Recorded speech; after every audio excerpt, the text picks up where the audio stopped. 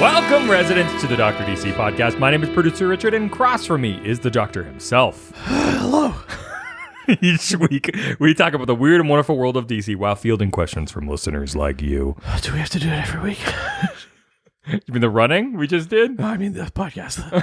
Yeah, we just ran for 45 minutes, but you can't do the podcast. No, this is... To be fair, much. based on the amount of times that we've run and the amount of times we've done a podcast, I don't know which you've passed out more on. Yeah, that's fair. I guess we should just combine them. Your podcast while we run? Yeah. Yeah, maybe then We should just get like a grocery cart and put all the podcast equipment in it and then just fucking run. Yeah, that seems like a safe idea to do. Yeah. We have a review. Hey. Oh. Hip hop hooray. I'm not falling into that trap. Oh, good for you. I know. Look, I'm an adult now. You've come a long way. I don't make inappropriate jokes anymore. Well. No, I'm perfect. I am a god. I am a golden god. If you're looking around trying to figure out what the hashtag is you should use, it's hashtag cancel Richard. They've been trying that for years. It's never gotten any heat. Yeah, that's true. He's Teflon, baby. That's right. I'm like a fucking duck's back. It just rolls off. 5-star review number 113 from Podcast Addict. I just need a fix. Just give me like 25 more minutes. Yeah, you have to go to a safe podcast site. I don't feel good about that Wow, joke. no, that's not. No. Because I actually support those things. I don't feel good about No. This is why I shouldn't. I got no blood in my head organ. Brain. My head organ. Aren't you my writer? You got to choose. What? Do you want words or you don't want me to live past 40?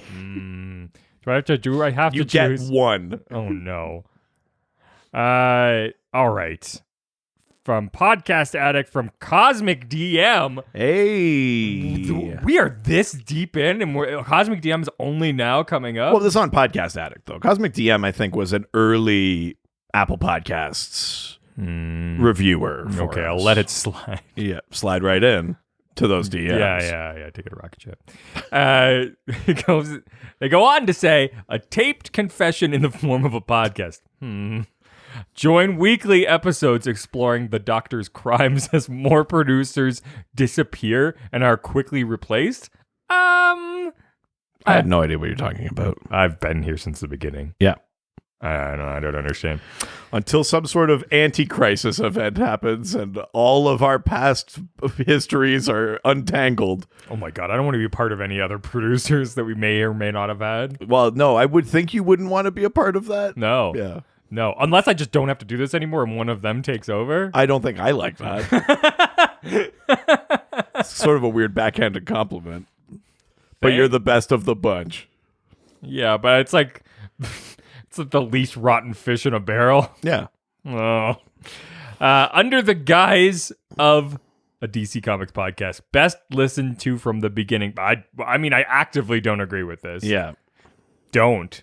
And actually, only listen on Spotify from now on, everybody. Yeah. Only listen on Spotify. Yeah. I'm going after that Joe Rogan money, baby. Yeah. Oh, yeah. I mean, yeah, they just took another one. Yeah, and I would love to get his audience. Yeah. I mean, for that kind of money? I'm just saying. Some things I would do. They just took Spotify just took another one. Dak Shepard's podcast. Oh, that's right. About to go there. I'm like, Jesus. I saw an article or something that made me laugh a lot. I don't know if we talked about it too off mic, but some article about how Spotify was like, yeah, we're getting really into podcasts. We're putting in this big investment into technology and infrastructure. We want to find a way to make it easy for our podcasters to live stream their audio. Yeah. So as they're recording, you can listen. And someone was like, bro, it's radio. It's like you're inventing radio. Like, that's really funny. Yeah. That's so funny. Wow. A thing that's been around since like the 1890s. Look, I've got this really cool new app. It's for a brand new type of communication. So it's a matter of beeps, some long, some short. Yeah, okay. But it's going to be a way that you don't have to worry about the word. What do words mean? Would it stop would it like warn you if like a runaway train full of explosives was headed toward Halifax? Yeah, exactly. I mean, maybe not. That's a joke for 5 Canadians. Runaway train never come back. Acknowledge. Yeah, it won't tell you that your ship's about to sink from an iceberg. No, that's true. No. So you can get all the inside jokes and references. Again, I don't think I wouldn't start from the beginning. No. I was going to say we're going to have to dock a star for that, but I think we have to add a star for that. How does that work? Well, if we dock a star, it hurts us. No, so it's punishment to them. We hurt them by giving them more but stars. But good for us. They give us more stars. We take another star from them. And they don't want more stars. Well, they only have so many stars in their wallet. Oh. So we're taking another star out of their wallet. Oh, okay. So this was a 6-star review. Cosmic DM, your Patreon account is going up $4. Yeah, you'll see a subsequent invoice.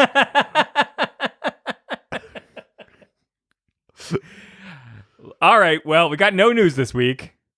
And no news is good news. I thought you were going to try to do like a... Oh, no. I also kind of blew the sound effect on the Morse code thing. Oh, that was your telegraph thing. Yeah. Oh, yeah. Shit. Yeah. Oh, my God. That's the same thing? Oh, my God. That's how we've been getting our news, right? That's why it's so late. Yeah, exactly. This week's theme. 1, 2, 3, 4, 5. Everybody in the comics, come on, let's ride. Yeah, that's right. We're the Lou Vega system. Lou Vega system. Yeah, we're talking about the Vega system. What happens in the Vega system stays in the Vega system. We got more than one question that made a Vegas pun, which I enjoyed. I got to it first. Yeah, we're talking about the Vega system. It's a very specific area of space in the DC universe that is home to way more stories and planets than you would think. It's this weirdly dense little solar system in DC. Really? Yeah.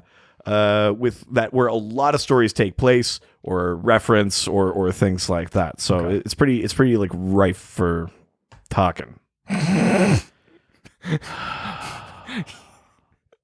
is what happens when you actually do quality content as a job. Just burn totally out. This is what gonna be good talking. Here we do. Oh yeah. Yep. This is like this is why you don't listen to episode 1.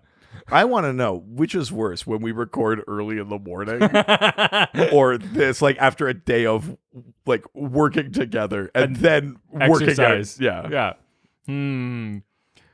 No, because sometimes in the morning there's a bit of magic. This is just bad. Well, that's just how I like to wake up. Oh. Yeah, we're just like producing flowers out of nowhere. Yeah. Just a bit of magic. Oh, it's not out of nowhere. Oh. That's why they smell so bad. They're supposed to be flowers. Let's get into it. The Vega system. Oh, no, wrong podcast. Oh, fuck. Yeah, you're really off your game. Facebook is where we're going first. Go to the face. We're going to the Facebook. From Wait. I can do it. Go to the face in the book. Go to the Facebook. Yeah, I'll cut out the other parts. No, No, you won't. No. I liked today. Yeah. This tells you when we record. Today, I was like, "What should we do for a double?" And someone was like, "Just give us the stuff you edited out." And I was like, "That would be a great idea if there was ever stuff we edited out." Yeah. I mean, I'd have to go back and get all of the like original WAV files. It would mostly just be silence. I mean, that's the especially from the first like 10, 15 episodes. Yeah, but that made me laugh. On any other podcast, they'd be like, "Yeah, that's a fun little perk. Yeah. That's a fun incentive." And for us, it's like, "Oh, we keep it all in. It's all fucking garbage." It would also anyway. be so much work. Yeah. And a couple times saying offensive things. Like twice. Yeah. There was like 2 times. Certainly not stuff I'd feel good releasing later. Yeah. No. Like as a special thing. No, this is aged better with time. Yeah. The things that were bad 4 years ago are definitely better now. Yeah. That's, you know, how like wokeness works. Yeah, exactly. We've only gotten more open to things that offend people. Uh-oh. All right. First question comes from We've Only Just Dan who asks, how deep does the Ranthanagar conflict go? Oh, so deep. How long have they been enemies? Have the Tamaranians ever gotten involved? Okay. We've talked about Ranthanagar before. How deep does your conflict go? Oh, yeah. Yeah. So Thanagar is the homeworld of like the Silver Age Hawks. That's like Katar Hall and Shire Thal come from this planet Thanagar, which in various continuities, the Thanagarians either all have wings or just the elite have wings or stuff like that. But that's not Paul McCartney's best. But work, that's the still. alien race of like Hawk people. That's Thanagar. They're warlike. They're militaristic. That's sort of their culture, their society. Yeah. Ran is this peaceful science planet, kind of like Vulcan or something like that.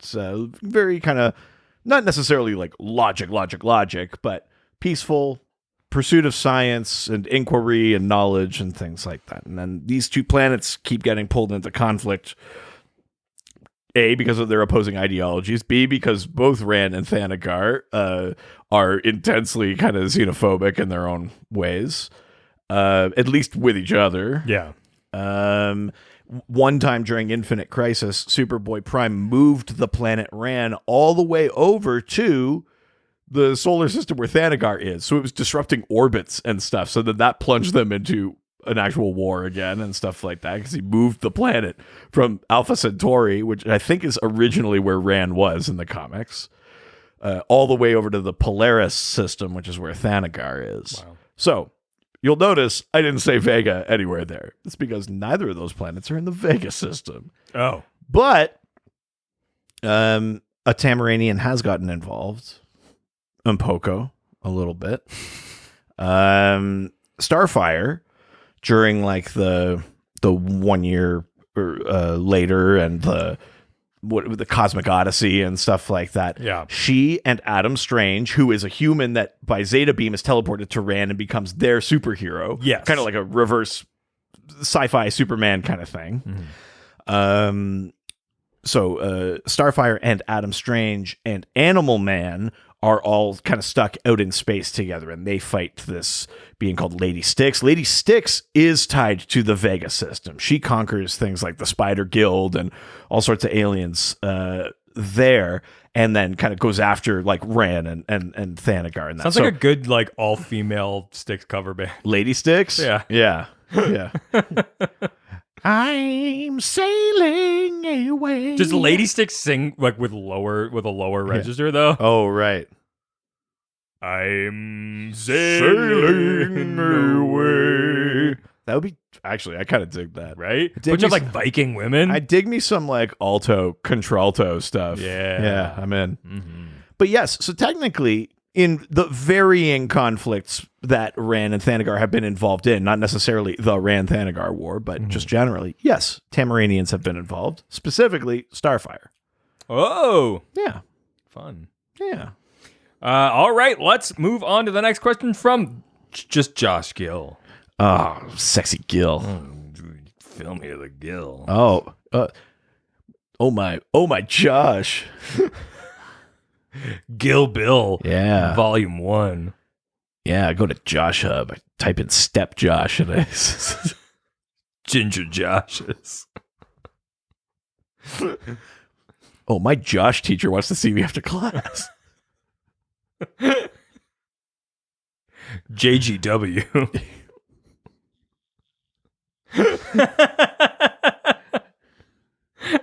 Josh Gill women? Yeah. Okay. Mm-hmm. All right. Well, I didn't want to do the other first two letters. I mean, it could be like BJG, like Big Josh Gill. Oh, yeah. Okay, that works. Yeah. No, Big Black Josh Gill. BBJG. Yeah. Yeah. Yeah. I'm just here. I mean, we're never gonna top Bujashi. I don't know why we're. I mean, that literally is the greatest. We're never gonna top that. Good Lord, Bujashi. Which one of us came up with that? I think that was you. Oh God. Josh asks, what are the best stories set in the Vega system? Why is it Tom King's Omega Man series? So that series is quite good. There are lots of stories that take place in the Vega system. Like I said, it's a solar system that has, I think it's like 25 inhabitable planets. Whoa. Including planets like Tamaran, where Starfire is from, Okara, which is the home of Larfleeze, the Orange Lantern. Mm-hmm. It's the home of the Citadel, the Spider Guild, the Omega Men. Yeah. So the Omega Men are a team of what is essentially freedom fighters. So the Vega system, we haven't. I want to hang on to it a little bit, but suffice to say, Green Lanterns don't patrol, or didn't for a long time, patrol the Vega system. They were really, even though it's so populated, but they sort of voluntarily withdrew for their own reasons. Because they have their own, kind of like LAPD from Compton in the 90s. They were like, we don't care about the people here, and they left. It's not like they have their own police system or anything. No, far from it.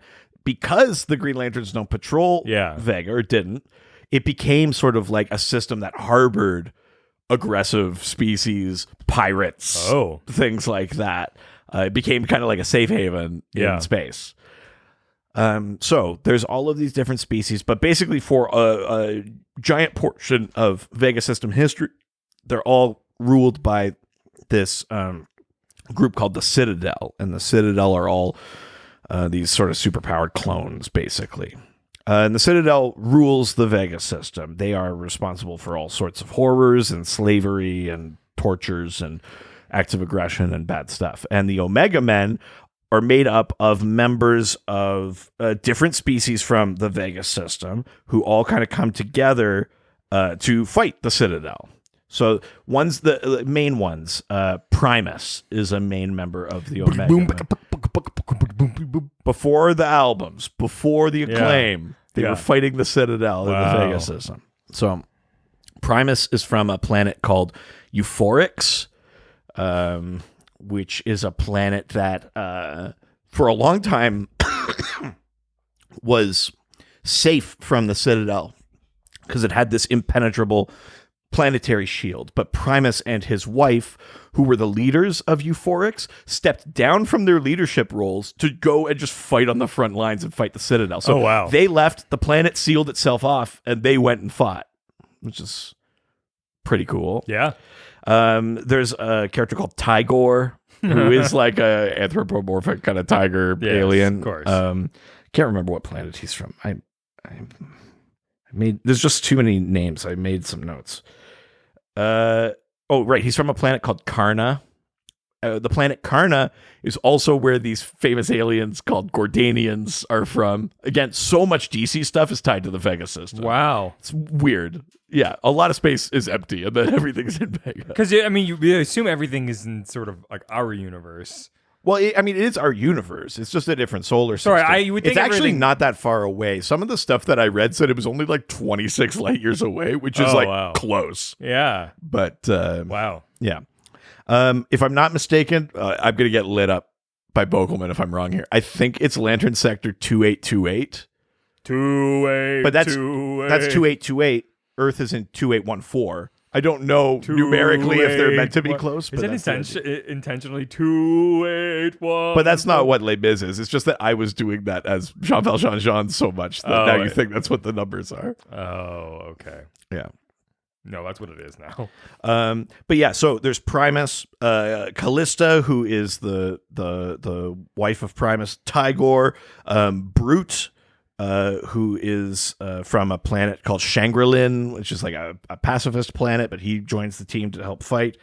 All sorts of characters join the Omega Men. And yeah, Tom King wrote a series, which, as you can imagine, given Tom King's background in espionage and the military and stuff like that, it's very rooted in like the horrors of war and the do you yourself commit atrocities to stop atrocities, that kind of stuff. In that series, Kyle Rayner ends up in the Vega system, gets captured, and in the first issue they cut his throat on like a video, like a kind of like a terrorist thing.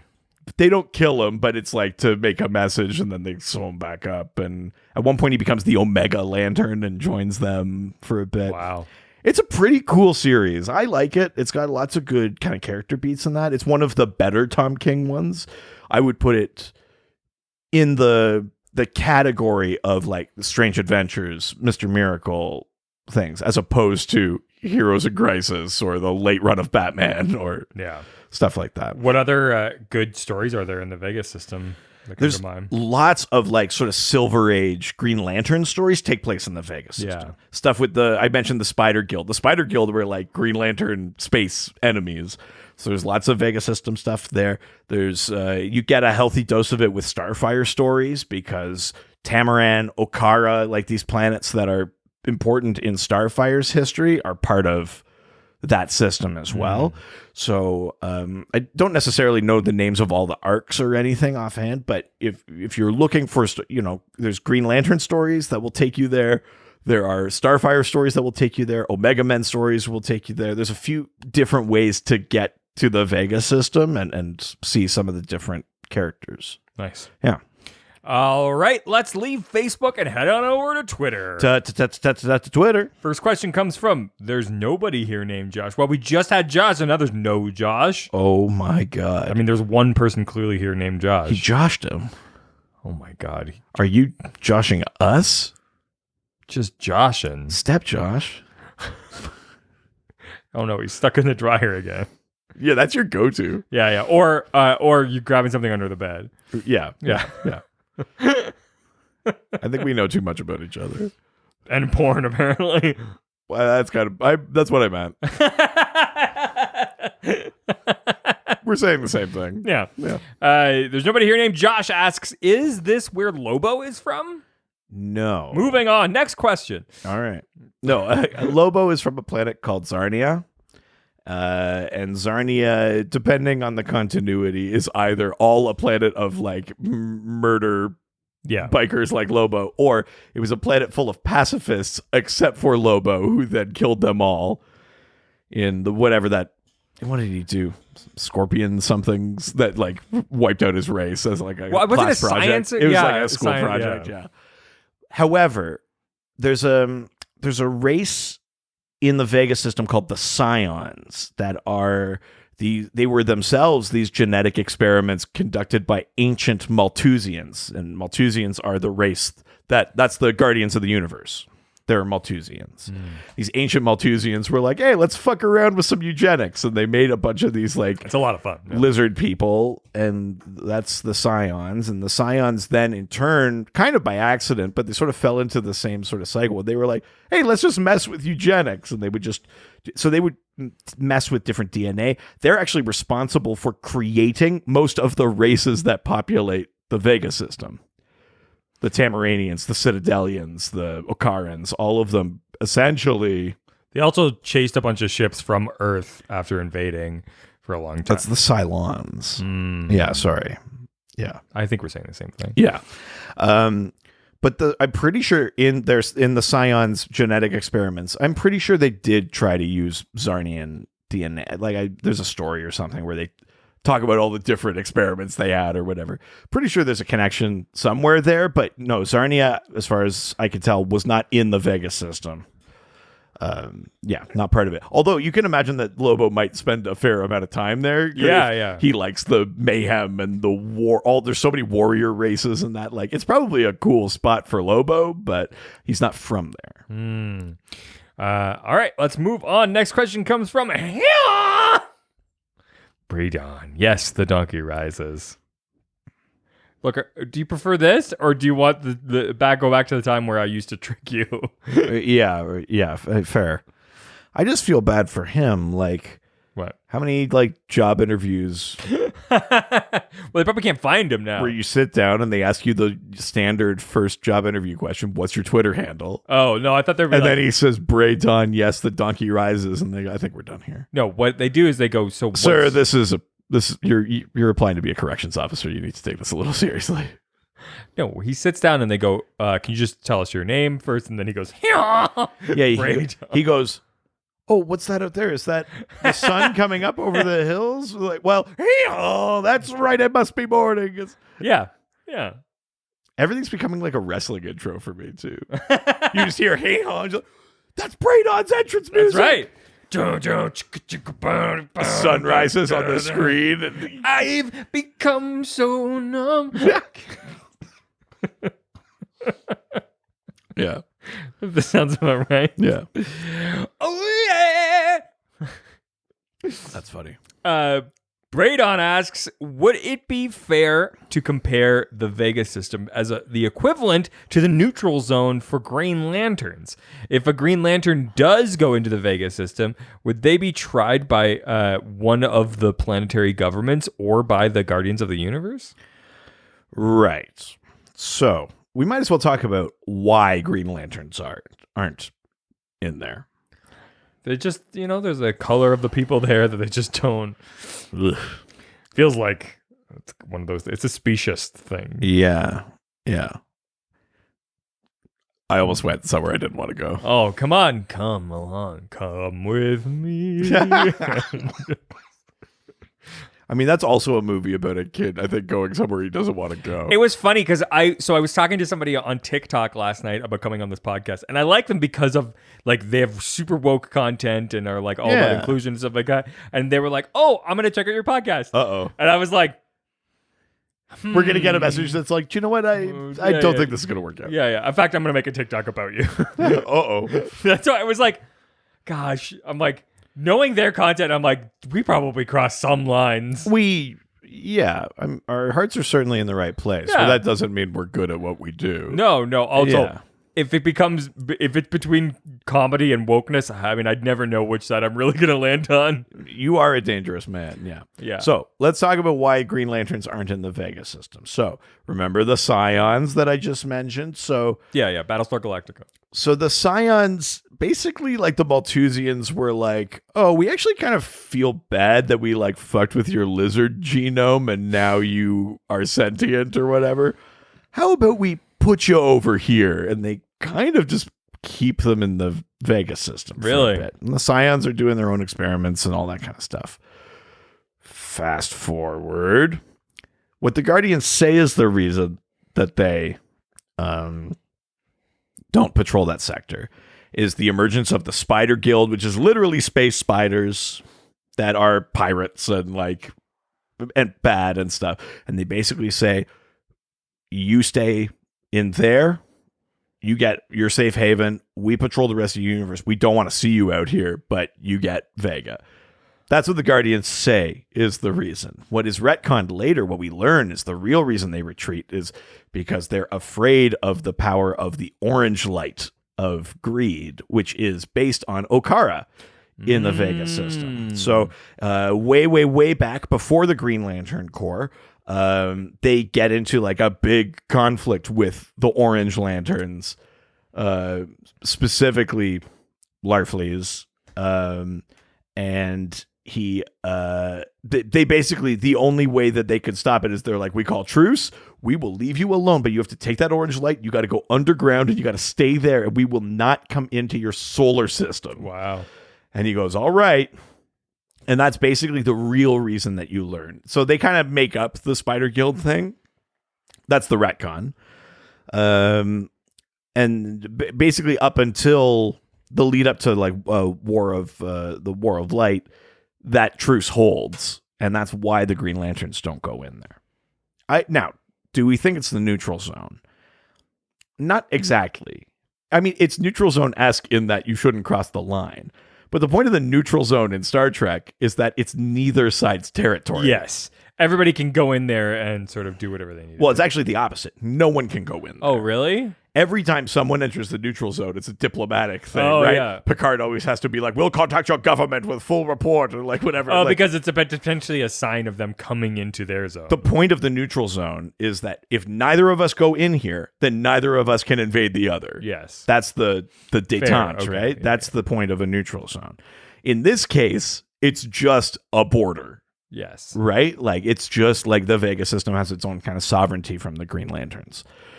So there's not a barrier where they can't come in and the Greens can't come in as a buffer. It's just Green Lanterns out here, you guys in there. It's just like having a wall. Yeah. Fair. We built a wall, the Spider Guild's going to pay for it. Well, the wall come tumbling. Yeah.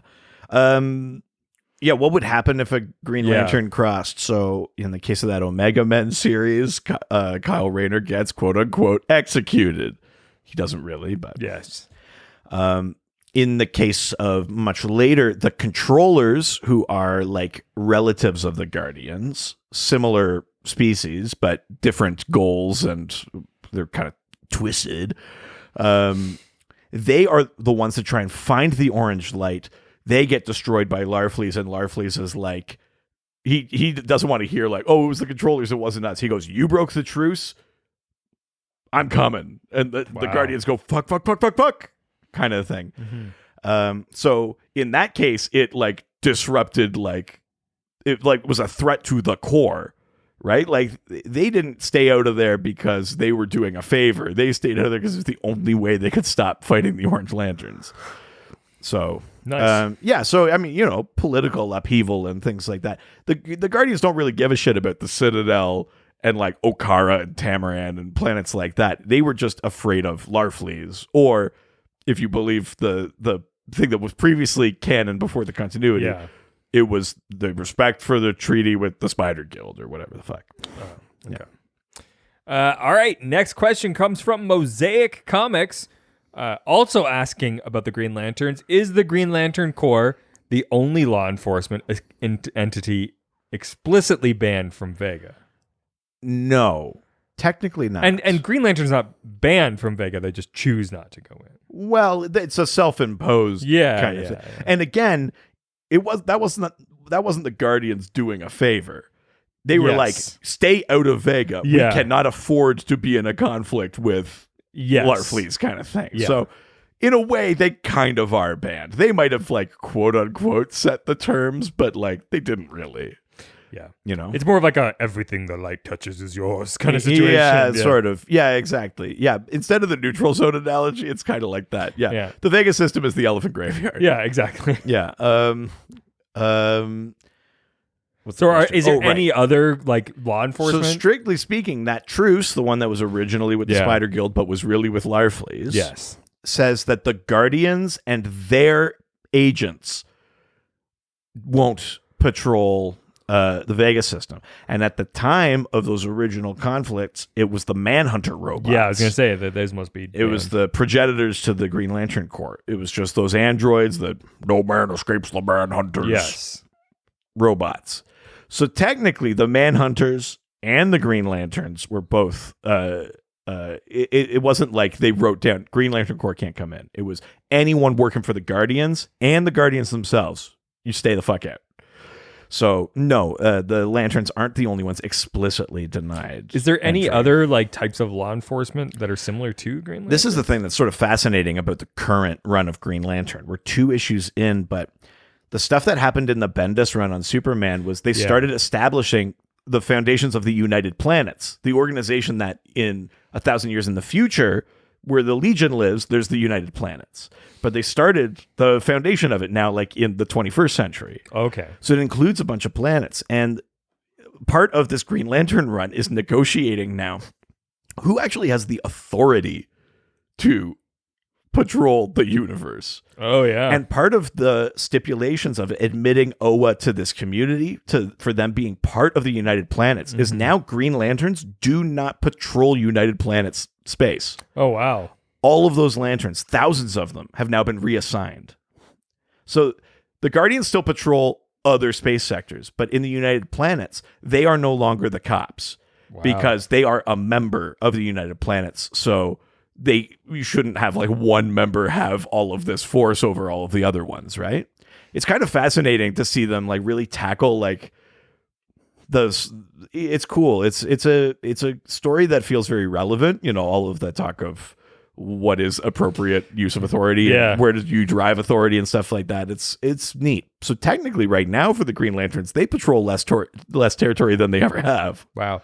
Does DC have any other kind of like police force like that beyond the Green Lanterns? Not really like that. Yeah. They're like, do they have like an FBI They're department? the biggest though. Yeah. They're the widest reaching. There are there's the wingmen on Thanagar. They police Thanagar. Or there's, there's these little localized things, but in terms of having like a universe spanning thing, It's just them. it's either the Greens or briefly the Greens were missing and the Sinestro Corps, but it's still lanterns, right? Like it's Hashtag Green Lives Matter.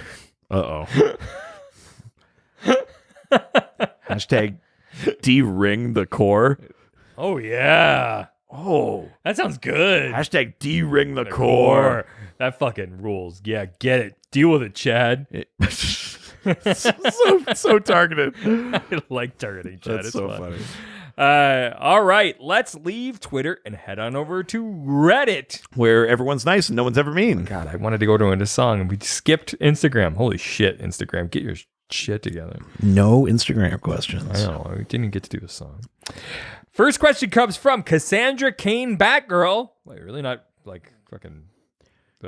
Bad secret identity. Yeah, just not. Yeah, really connecting the two directly. Oh, I'm sure there's tons of them. Must be two different people. Yeah. Yeah, there's shit. It's like when old people share an email address. Yeah. Yeah.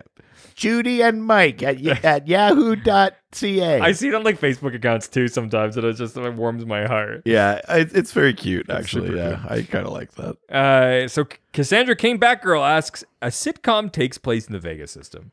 What is this show about, and who are the characters in it? Oh, what a great place to tell a sitcom story. Situational comedy is great. Yeah, it's a place full of warlords and slavers, and a bunch of planets get just like maliciously destroyed.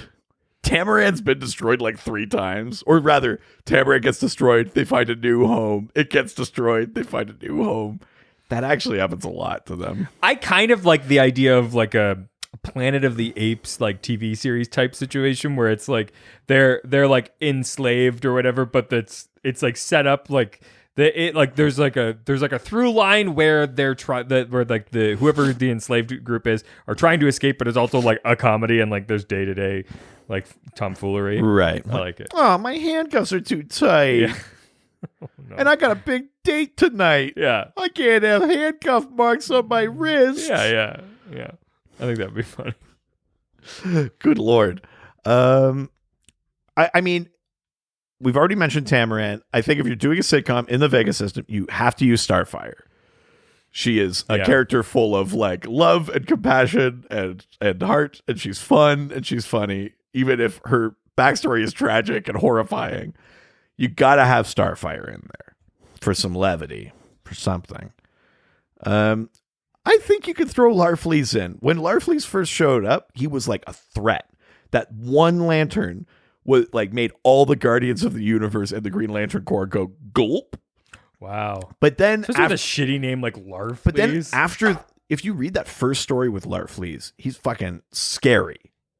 And then after that, he's kind of just this like weird little dog alien that's like mine. Weird. They take a lot of they really like defang him in terms of like how threatening he is. So I guess you could take like Starfire and Larfleeze. She's this very giving person. He's this very selfish person. You get a little odd couple relationship there. And maybe they're That'd be fun. Going planet to planet on a road trip or something like that. Yeah, maybe that's it. I like the idea of like a comedy about the administrative groups between like Tamaran and Rand, and they're like they have to like work together from like government standpoints, but like Parks and Rec, but with the tyrannical Citadel. Yeah, that'd be really funny. Yeah. So instead of having stupid townspeople being like, there was a sandwich in Robinson Park and I want to know why there was no mayonnaise on it. Yeah. Instead of that, you would get like, my people were enslaved and my family is dead and I want to know why. You'd be like, ugh, okay. Like, ugh, these townspeople. Yeah. Am I right? Look to camera.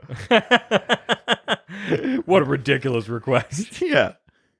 I like that. So yeah, you want Parks and Rec. I think I want like The Odd Couple. Yeah, exactly. Or like a buddy cop situation. Like a buddy cop. Yeah, like I want like a Lethal Weapon. Yeah. Yeah. I like that. Yeah. Next question comes from scary. Ghost with a pen. Ooh. The only thing scarier than a ghost is one with a pen. As long as they can sign that check. Oh, yeah. Give me those ghost dollars, baby. Oh, I mean, they may just use regular currency. No. Just to keep slipping through my hand. It's just coins they've taken off other people's eyes. It's just a bunch of fucking eye coins. Do they still do that?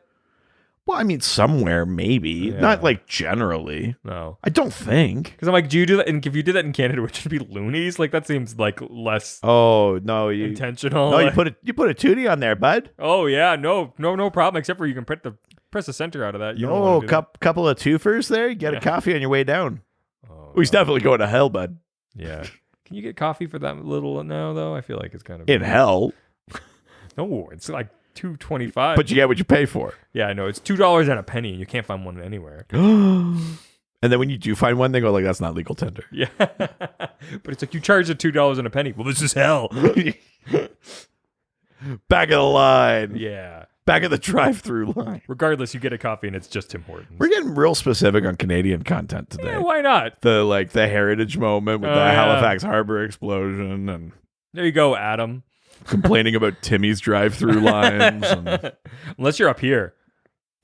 Super quick. I mean, it's fine, but being fast and getting everyone's order thoroughly wrong isn't exactly convenient. Look, what do you want? Do you want it quick or do you want it done right? I want it done right. Well, then you got to wait. Yeah, Don't complain about I the don't. speed. They're just so fast. Well, you're in luck. They're fast. That's cool. Trapped in some sort of cycle here. Yeah, it's called The Podcast. Welcome to episode 242. 243. Oh my God, my numbers are off. As usual. Which is funny I because love when we go over to Ghost Facers and you're like, I have no idea what episode number this is. well, because I always forget that because it's not written down. That's the one piece that's not written down on all of the reference material I look at. Yeah, but I have a full chart that I make that looking shows at what every your episode is. stuff. It shows what number episode it is. So like not just season and episode number, but also that it's like the 37th episode of a season, who the guest is, when we're recording it. Yeah, but I made it. yeah. I organized it for you. Oh, I don't look at it because you made it. You're a really great boss. Hey, this is what I'm here for. What does Ghost with a Pen demand from beyond the grave? Could Earth deceased defend itself from the Vega system and Scions. Scions? There we go. Yeah. Scions. It's a silent P, like psoriasis. Oh no, that's not good. Oh, I thought you meant like when you have psoriasis, you have a hard time peeing. Oh no! I'm just the word has a silent P. Also, if you have a hard time peeing, it's silent. I don't know. Well, yeah, because you're not doing it. Oh Jesus! Also, that's not what psoriasis does. That's why I was sad because I was like, I didn't know that was a. What does Ghost with a Pen ask? And Scions from Primer, from Earth Prime. Right. So on one side we have the surviving heroes from Deceased. That's the Tom Taylor story where the anti-life equation becomes like a techno-organic like zombie virus, and it like instantly like sweeps through the Earth and the universe and stuff like that. There's very few survivors of that story, but you get like John Kent. Damian Wayne becomes Batman. You get like you. There are some survivors. Yeah. Do we think? I think you get like Cassie Sandsmark becomes Wonder Woman. You get Green Canary. She gets a lantern ring. And do we think those characters from that Earth could take on like the Orange Lantern Corps, which? Or is Larfleeze part of this? Larfleeze is technically the only Orange Lantern, but one of his powers, because the orange light is fueled by greed, is that he could kill any other like lantern or person and then take their soul and then use their soul to make a semi-autonomous construct. Whoa. So a construct that can almost think for itself.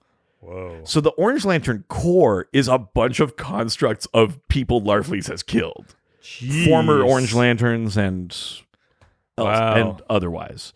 He's got one. He's this little egg guy with little arms and legs. His name is Glomulus. It's very cute. That's super cute. I like Glomulus a lot. I don't know if they could. So, I mean, and that's just Larfleets. We're not talking about the Gordanians who have these like insane battleships. I think at one point they got these special ships where like a dozen of them took out like 700 Tamaranian warships. Whoa. And Tamaran is like a warrior species too. I think those ships also destroy Tamaran. So like they've got planet killing weapons. The Gordanians have crazy technology that way. The Citadel are all of these like kind of superpowered clones. I mean, there are also the warlords of Okara. These are like the warriors that like kept and tortured Starfire and her sister. It's that torture that gives them the ability to shoot energy and stuff like that. Oh. They were testing like how much solar radiation they could take. Yeah, I mean, and that's just a couple of planets, right? There's no way, right? You know, you get a Superman and a Batman and a Wonder Woman with that, but I think I'm giving it to Vega because that deceased crew, they have taken a beating.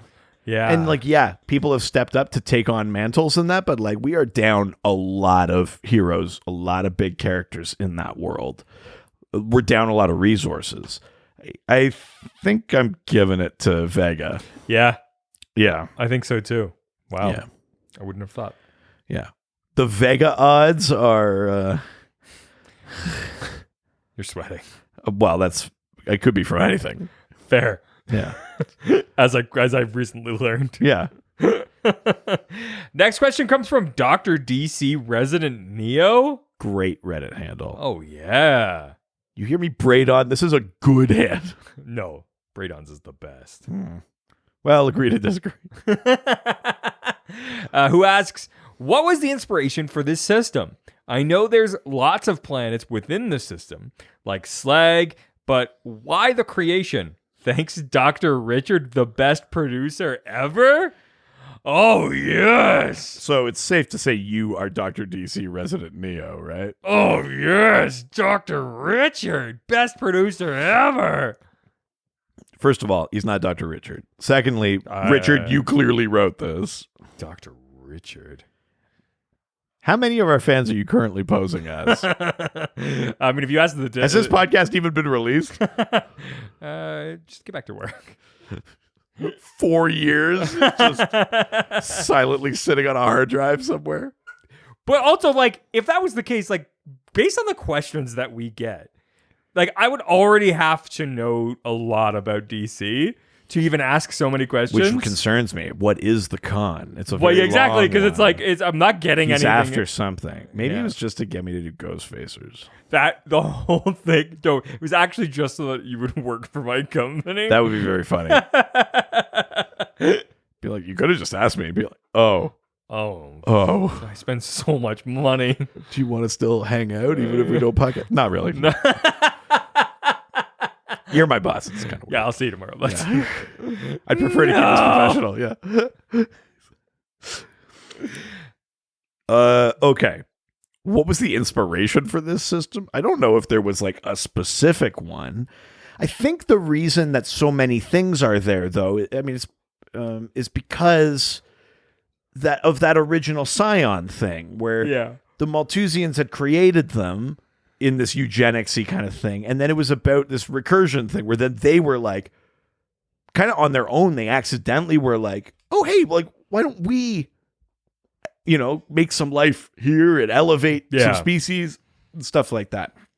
And they found themselves to be in the same position as the Malthusians, kind of unknowingly being these sort of like, kind of like cold, emotionless, uncaring eugenicists. There's and then later stories, I think, recognizing that a bunch of, we had the Spider Guild, we had Okara, we had the Warlords of Okara. These are a bunch of Silver Age kind of concepts, the Omega Men, stuff like that. Yeah. Those all existed. And then as new things got created, they were like, we can work this in. So then Starfire comes along, and part of her backstory is that Tamaran has to make a truce because they are losing the battle, I think, against the Citadel. And part of the truce is that King Myander allows his daughter Coriander, Starfire, to be taken as a slave, which sucks.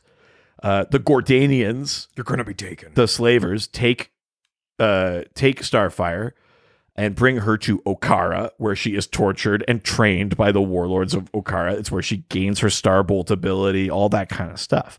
So they take things that already exist. They go like, what can we use? What's kind of fun? We know there's warlords of Okara. We know there's like this kind of stuff. And they like, let's put Tamaran in here.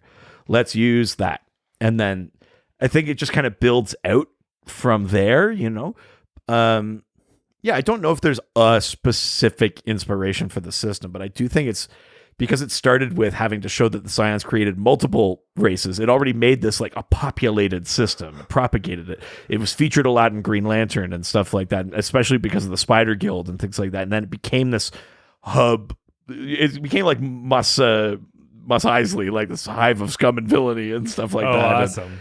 And then, yeah, so then you make new things or you make new stories. Or you're like, where should Larfleeze be? And they go like, hey, there's a part of the universe where the Green Lanterns never go. It would make sense if this thing was hiding there.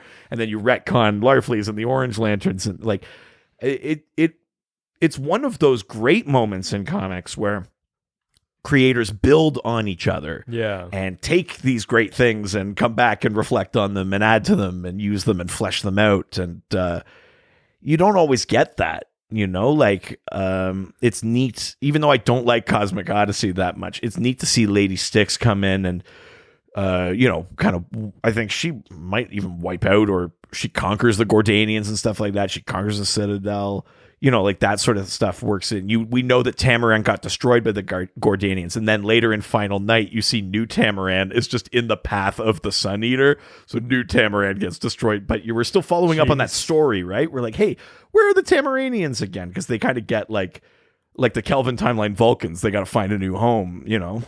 It's kind of, it's the Vega system and its characters and teams and species are one of those great examples of something started that was clearly a good idea or clearly an inspiring idea, and everyone kind of built on it. It's become this very rich corner of the cosmic side of DC. It's really neat. And it's somewhere that you can go that's in between just like going to a planet. Yeah. And in between going to like the fourth world, like going into a higher plane of existence or something like that. It's kind of cool that way. Other characters, just while I'm thinking of it, there's a Star Sapphire named Fatality. Who's originally, she's from the planet Xanshi, but she ends up on Okara and is trained by the warlords there in the Vega system. And she is there when Jon Stewart fails to save Xanshi and that planet explodes. Oh, wow. And then she gets this blood vendetta against Jon Stewart and the Green Lanterns and stuff like that. Later becoming a Star Sapphire. And then later she and Jon have like an actual romance until she dies in Blackest Night or something like that. Wow. Yeah. Well, damn. It's very rich tapestry. It's pretty cool. And again, it goes all the way back to like the Silver Age. You can read stuff that references Okara and the Vega system and the Spider Guild in like the fucking 60s. It goes way, way, way back. I mean, it's crazy that these writers have all sort of worked together on this when we can't even get a fucking like 3 Star Wars movies like that work together. But yeah. I mean, I wouldn't even say every story that references the Vega system works together, but over time and with retcons and with if we were putting out hundreds of Star Wars stories a year, we'd eventually get. Yeah, that's why things like the Clone Wars as a series work, because it's like, oh man, all of the stuff that we didn't get to see or didn't make sense between 2 and 3, or that the writing in those 2 little things wasn't good enough. Fair. Now we got 7 seasons of something that's like, oh, I get it, and it is continuity and it's canon, but you can kind of overlook the specifics of the dialogue that happened here or whatever that happened there, right? Yeah. All right, well, let's leave Reddit and head on over to the Doc Scored. Oh, Doc Scored. Ooh, Doc Scored. Oh, yeah. Yeah. Nice. Wow, you really pulled that one out. Yeah. That was luck. Every dog's crazy about a scored-dressed man. That's a good one. Shouldn't have done that right now. Not every girl's crazy about a doc scored man. No, every dog's crazy about a scored dressed man. Yeah. Tight ice andronic cream. Oh, yeah, that's right. Yeah. Not just iced andronic cream. Just start crying. First question comes from Bruno. Oh God, what is he mad about now? Who asks? I don't think Bruno's that mad. No, I know. I just like giving him shit. Hey Stan, why are you so mad? I do want you as a fan. Yeah. Bruno. That's my Vega system screaming in the truck. Yeah, there it is. I've only got like 4 jokes. Oh no! Now we're telling them the truth. Oh no! Yeah, like they couldn't tell. Well, I know, but let's get the award first. Oh, judges, if you're listening, we're good at comedy. Ignore the man behind the curtain. Yeah. Bruno asks, "What is the most dangerous alien race in the Vega system?" Follow-up question: Is the Vega system a solar system like ours, one star and a bunch of planets, or a cluster or galaxy? As DC seem to have gone back and forth on this. Second part first. Same as the first. Can't say that it's always true in every comic because there's always but generally speaking, what we're going to consider continuity or canon, Vega is a star system. It is a star with, I believe, like 23 or 25 planets. Jesus. Very, very populated system. I'm not sure if that's after a bunch get destroyed or if that's what it starts with and then some get destroyed. But either way, ton of planets. Yeah. But yeah, the idea is that it is a system. God, I wish. So Vega would be the star. I wish No Man's Sky had that many planets in one system. Jeez. Oh, God. One time, I used all my hyperdrive fuel. I got there 2 planets. Oh. Were they even good? Or they were like extreme it was like weather? bleak planet or whatever, blasted planet or whatever they call them. That. Yeah. I was upset. I bet. I have thoughts. Sorry. Yeah. So, most dangerous alien race in the Vega system. I've mentioned the Citadel a bunch, and I've mentioned how the Citadelians are clones, but I haven't talked about yet who they are clones of. Yes. So, there's a few layers to this. The Citadel are clones of a being that they call the first Citadelian. We learn later the first Citadelian is the sort of son of a warrior race father. I think the warrior race is called like the Brax or something like that. And an Okaran mother, a previously peaceful mother named Exal. Exal is like a god on Tamaran. Starfire says, like, that's her, like, instead of saying, oh my God, or instead of Superman saying great Rao or whatever, she goes, Exal. She says that a lot. Oh.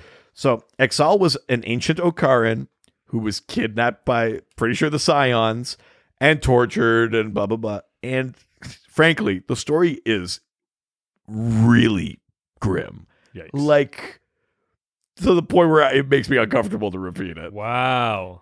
But suffice it to say that they were not doing a breeding program with test tubes. Oh, boy. It's very bad. And after suffering so much abuse and things like that, after giving birth to this sort of one part one race, one part another race child, Exal is killed. The Scions feel bad, thanks but no thanks, about it. And they find a way to like save her mind by turning Exal into pure energy. And it makes her this outrageously powerful character who slays a bunch of people out of revenge and stuff like that and takes her kids and goes to live on Okara. But her peaceful spirit is broken. So now she's kind of sometimes peaceful, but prone to rage, prone to quick temper, prone to violence, stuff like that. And the one kid, the first Citadelian, becomes this sort of tyrant, and all of the Citadelians are clones of him. Whoa. So we get Exal, the sort of Tamaranian revered god, who is an Okaran, which is where the Tamaranians are originally from. They sort of migrate from the planet Okara to Tamaran. Mm-hmm. They're originally from there. I'm pretty sure it's Exal who takes the peaceful Okarans that didn't go to Tamaran and turns them into the warlords of Okara, makes them angry and fighters and stuff like that. And then, her one son becomes the first Citadelian and kicks off the Citadelian race. And the Citadel eventually takes over most of the Vega system. And that's who the Omega Men fight against. Wow. Yeah. And Okara, again, is the planet where Larfleeze is underground with the orange light. So all of these things are connected. All of these pieces are tied together in a way that is... I think you only see things tied together that nicely elsewhere in like Metropolis and Gotham. This is a weird corner of DC to be that sort of tight, I think, narratively. That's crazy. Yeah. So I would say that the Citadelians are a dangerous race because they're cloned from this extremely powerful, extremely violent, and angry species. They conquer the Vega system. They are known to just take slaves or kill or what, like they have no compassion or anything like that. They're this big kind of monolithic, eugenic master race kind of thing. The Citadel's definitely the worst. Gordanians are fierce fighters and stuff like that, and they're certainly dangerous, and they destroyed Tamaran, but they still worked for the Citadel, which I think tells you something about them. Yeah. Yeah. Wow. Yeah. All right. Let's move on to the next question from Bart Fart Butt. Yeah, that's if you don't want to play Duck Duck Goose. Fart Butt. Yeah, good but fart butt. Oh, okay. Yeah. I thought you like if you shooted, you had to run. Yeah. If you shit yourself, you gotta go. No, if you shit yourself, that's I gotta go. Yeah, that's how you counter it. Oh, good game. Yeah. Yeah. If you fart, you gotta run. But Right. if you shit yourself, You can stay put. You can stay put. I know what I'm choosing. I mean, not by choice. Oops. Oops, how could this have happened? But Fart Butt asks, if you could pick a world to destroy in the Vega system, which one would you choose, and why is it Tamaran? I guess because it's already been destroyed a bunch. I guess, yeah. Also, like, this is the second question we got where they give us the answer in the question. Yeah. I love our residents who like to just speak into their own microphone and hear themselves speak. I mean, we're in no position. I don't know what you mean. That's literally what we do. I don't listen to this trash. Oh. Yeah, neither do I. Yeah. I edit it blind. I basically just like hit some buttons whenever it comes out. Yeah, yeah. I'm going to take the middle 75 minutes. If it's good, it's good. Yeah, that's what you get. Yeah, I mean, like I said, Tamaran has been destroyed. First by Gordanians, and then the new place where they settle, which I don't think was in the Vega system. The new place where they settle is then in the path of the Sun Eater, and they're destroyed there. Starfire's brother, Ryander, is a big part, I think, of like the resettlement part. Both Ryander and Commander, who's Blackfire, Starfire's sister, are big. You know, they're all part of the ruling family of Tamaran. They're a big part of the sort of relocation and migration. But the Tamaranians are essentially now like the way the MCU Asgardians. Well, I guess not. The way the MCU Asgardians were at the end of Ragnarok. They're sort of adrift. They migrate. They go somewhere. They kind of have this nomad kind of thing going. Yeah, I mean, Tamaran, yeah, it's too bad. But yeah, I guess Tamaran's the one you destroy. It's already destroyed. Jeez. I also think Exal, when Exal gets that energy power and, you know, kind of lashes out in rage, I think Exal full destroys 3 planets in the Vega system. Whoa. That we never knew anything about. It's just like, those 3 planets gone. But yeah, weren't missed. Yeah, so there's a few planets full up destroyed in the Vega system, not including Tamaran. Including Tamaran, but also not including Tamaran. Yeah. It's a very tumultuous place to be. Yeah, that many fucking planets and a lot of populated ones. It's like, Jesus. I think they're all habitable. That's crazy. I think that was part of the thing with the Scions is they were like, we should make a species for each of these. And some of them have multiple species. Like, who is it that I said? Is it Tigor comes from Karna? And Karna is also the planet where the Gordanians are from. Oh, wow. So there's like a tiger species, and then Gordanians are kind of lizardy. Is that like naming like a human humor? Are you just like, except in that case, I mean, we call him. Yeah, you're right. I see what you're saying. Yeah. Isn't it weirder that we don't call our planet like Humania or something? It is very weird, yeah. Because be like, where are the Ferengi from? Ferenginar. Also, where are the the Klingons? They have a different name for their planet, but you know what I mean. Like most of the Vulcans are from Vulcan. Yeah. Romulans are from Romulus. It's like, well, how convenient. Like we don't go by Earthlings or Earthers. No, we don't even go by Terrans really. No. It's kind of funny. It's like, what do you call your planet? Dirt. Yeah. And what are you called? Human. Yeah. Huh?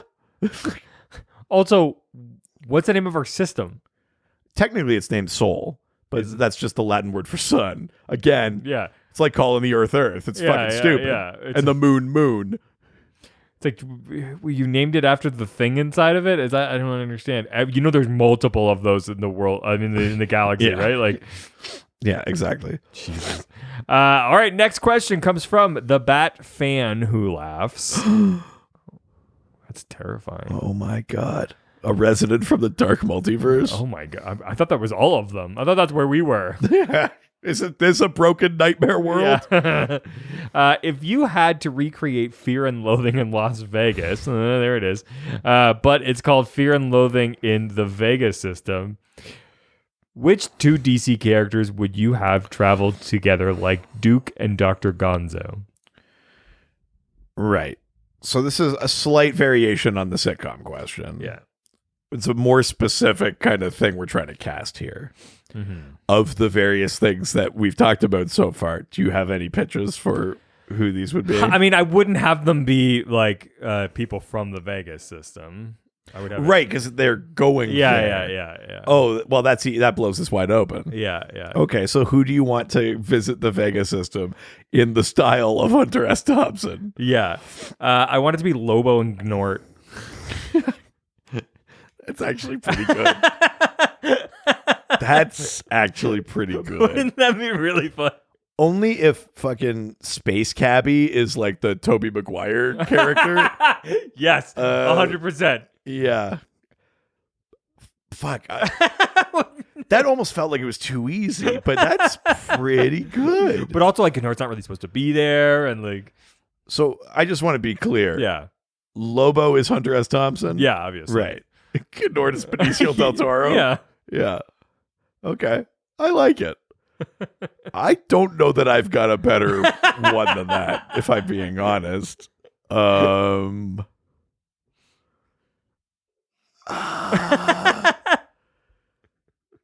don't think I have a better one. I mean, let's go with that. That's then. really good. Thank you. I like it. Yeah. I'm into it. Yeah. You'll get paid this week. Next question comes from Mullet Overlord, who asks... Yeah, the Citadel sent him. Oh. To police the party in the back. Oh, no. He's the Mullet Overlord. So help me God if it's not business in front. Oh, you're right. Yeah. That's how I party. It's business in front. It's party in the back. Oh, that's good to know. Yeah. Mine's business in the center. You got to get through the party to get to it. Oh, you have a business center? Yeah. You get inside and it's got to park across the street. You got to walk across the fucking causeway thing. And yeah. Oh, that's good. Yeah. Leave it to you to take something fun and make it work. To take something fun and make it more fun is what you mean. Yeah. That's what work is. Oh, God. That's what I say every Monday. That's true. Yeah, you make us chant that. Yeah. Work is fun. It's actually, that's too close to fucking Arbeit macht frei, man. Like,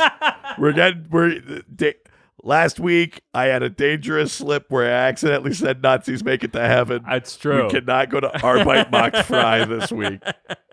We are on thin cancel ice. That's true. All right. Mullet Overlord asks, since Larfleeze was not revealed, see Redcon, until the mid-2000s, what were the original reasons that the Guardians gave for not having the lanterns in the Vega system, and how much water did those explanations hold? So this was the thing with the Spider Guild. Yes. Our fun alien spider pirate friends big skirmishes and stuff like that. And the Guardians said, like, we will contain them. This is our truce to stop the fighting and to mitigate the spread of their kind of thievery and stuff like that. As an explanation, it seems relatively weak, although, I mean, Space Spider is at least a scary enough kind of monster, especially for the era when that was being written, where you're like, sure, yeah, you don't want to fight those too much.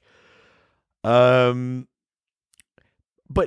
in the light of retcons, the Spider Guild are pretty low on the threat scale.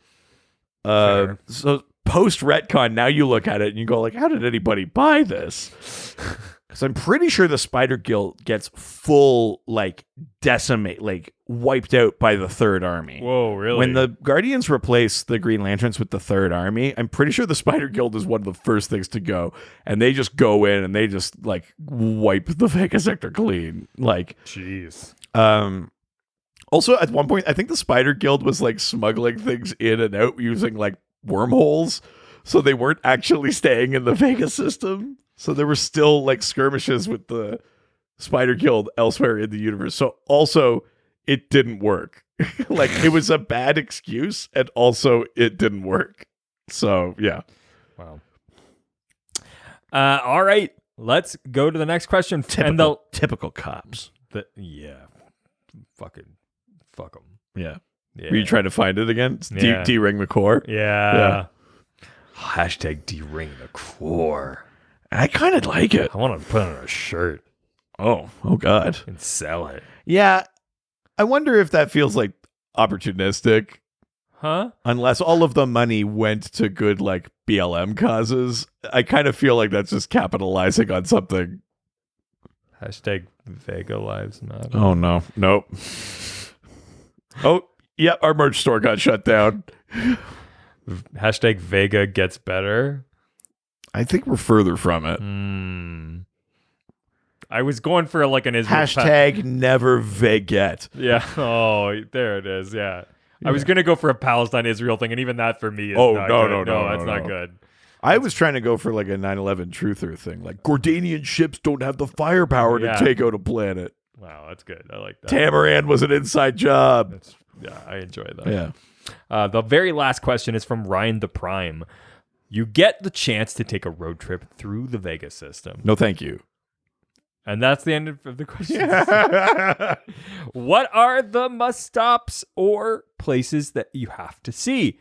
Are there any places you want to avoid? And finally, what are you going to do to make this trip memorable? Any souvenirs? I'm going to fuck in the back seat. Oh, jeez. Wait, who? The Spider Guild. Yeah, the spider. All those legs got to be good for something. Oh, God, it's hard enough to deal with two legs. Let's see. So, what are the must-stop? I think I would want to go to Euphorix. The only problem is they wouldn't let you in. Euphorix is the planet with the impenetrable energy shield. They wouldn't let you in, but I'd like to, like, drive by. You talk sweetly enough to it, maybe they'll let you in. No. I mean, I don't know that I trust my ability to do that. Where's you, baby? Shangri-Lin is a planet that sort of voluntarily gives up like X proportion of its population every few cycles to slavery so that the Citadel doesn't occupy it. Jeez. And they're like pacifists and stuff like that. So Shangri-Lin, if you time it right, when the people aren't being taken away, might be pretty because it's not been invaded or anything like that. Shangri-Lin might be interesting. It's almost kind of like a protection fee, if I'm remembering. The Citadel is like, we will keep your planet safe. We know you're pacifists. You can't fight. Give us slaves. And they go like, all right. But only a few. Yeah. So maybe Shangri-Lin would look nice, but I think that's a ethically dubious vacation spot. Fair. I mean, that's true of the whole Vega system, though. Okara is interesting because the orange light... Okara was like destroyed, like kind of not like blown up like Krypton, but like scoured. It was like a dead planet. But because the center of a dead planet, buried alive, gone. That's SETI Alpha 5, I'm pretty sure. There's, but because the orange light of greed is there, plant life has sort of gone crazy. Like vines grow and consume, and like it makes the plants greedy, where like they'll grow and consume almost to the point where they kill themselves. Like, so it's kind of like there's cool jungles and shit on Okara. That might be kind of neat. Mm-hmm. It's a dangerous place, but again, they all are. Yeah, I think Tamaran might have been beautiful at one point, but it's not there anymore. You're beautiful. Yeah. It's true. Yeah. I saw your planet in 1,000 pieces. And I don't know what to do, 'cause I cannot land on you. That's good. Weird reference, too.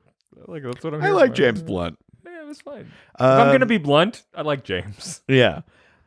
Yeah, I mean, I don't know. What's something that you want to do, or like a souvenir you'd want to take? Something like from what we've been talking about. A slave would be nice. Jesus. Oh, God. It seemed like plentiful there. I mean, that's true, but I don't think they let you take them. I mean, I think they clearly do. Well, no, for them. I don't like this. Uh-oh. I think I would try to take like a random trinket from Larfleeze and I'd get like eviscerated. He'd be like, that's my used band-aid. Mine. Yeah. Mine. Yeah. It would be fun to see if you can get away with it. Yeah, just see if you could like sneak in and like take a little ruby, or if it's like the Cave of Wonders and he instantly is like infidel, kind of like knows or whatever. Or like in like go to like North Korea and just see if you could like snag something. Yeah. I think going to the Vega system would feel a lot like going to North Korea. Yeah, I can imagine so. Yeah, it's a bad idea. It's always dangerous. There's no such thing as safety. And even if you are believing what you're being told, you're probably still not going to get out. Yeah, I heard that Lara Flees like has the strength of 20 men, and yeah, has a 3-hour erection. Yeah, and his dad once punched God. Yeah, or whatever the fuck they say about Kim Jong-il. All right, well, that is the last question. You know what time it is. Oh, you know what time it is. Time to fucking embarrass myself again. No, yeah, I mean, if I did my job correctly. Oh. I don't like that. Oh, did you not understand what this was all about? Just do it. That's the words I always wish to hear. Just do it. Now, time for everyone's favorite game. Can you guess the name of the character based on someone who's not reading comic books can describe that character to us? Nice. Landed it. Ooh, it's tight. It's quick. It's the way I want it. Yeah, I mean, fair. Yeah. Look, a little disappointing for them, probably, but I mean, this has nothing to do with them. Right. So, if you've never heard an episode of this podcast, I'm surprised you got this far, and I'm sorry. But the name of I actually feel like this episode needs editing. And yet it won't. No. Nope. The idea behind this game is I send a DC character a photo of one to my wife. She sends back 4 clues describing what she sees. She does not read comic books, nor does she care for them. Right. You know who it is. I don't, obviously, or this wouldn't be a game. I don't know. I still don't know. Yeah. Well, yeah. You probably also don't know who it is, but you have the Wikipedia page open at least. So yes. Are you ready for your clue? I am. Yeah, hit me. First clue. Okay. BDSM cosplay. Ooh. Okay. Catwoman. No. You're gonna throw it. Lady Sticks. No, that would be weird. That would be very funny. Okay, BDSM. Oh, is it Lashina? No. Okay, well, next clue then. Okay. Next clue can take you to new heights. Literally. Right. BDSM cosplay. Yeah. Flying. Mm-hmm. Hawkman. No, I've done Hawkman. Oh, I just think I always. Oh, think I know. Of the yeah, thing, yeah. You know.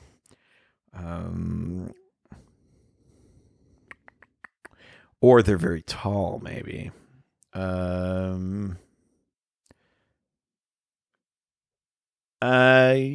me another clue. Okay, next clue, number 3, probably has hidden tribal tattoos. BDSM cosplay. Mm-hmm. Could take you to new heights. Oh, yeah. It's not like Black Hand or something, is it? Oh, no. Now I'm wondering, am I close because I said the word black, or am I close because it's a lantern? Guess we'll never know. BDSM cosplay. Yeah, that's right. Take you to new heights. Take me higher. Is it Lissa Drac? No. Is it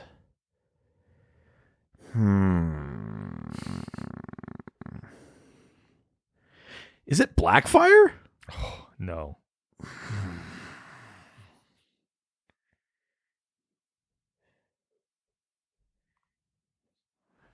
The word black seems to be the trigger here. It often is. Come on.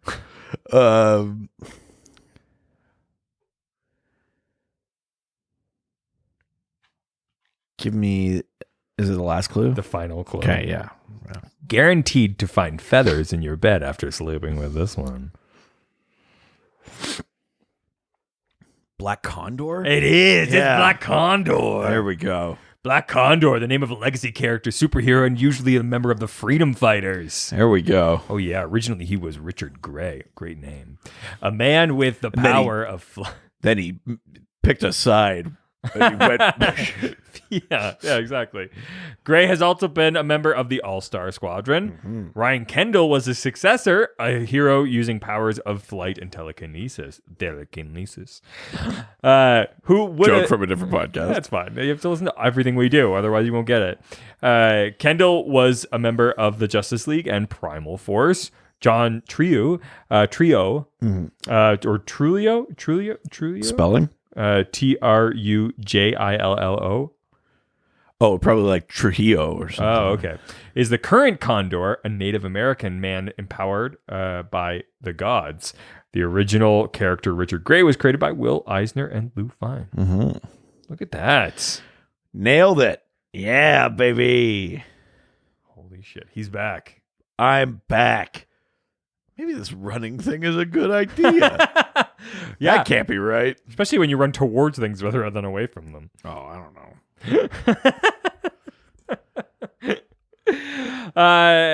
We would love to know if you residents were able to answer this week's Can You Guess? You weren't. I could.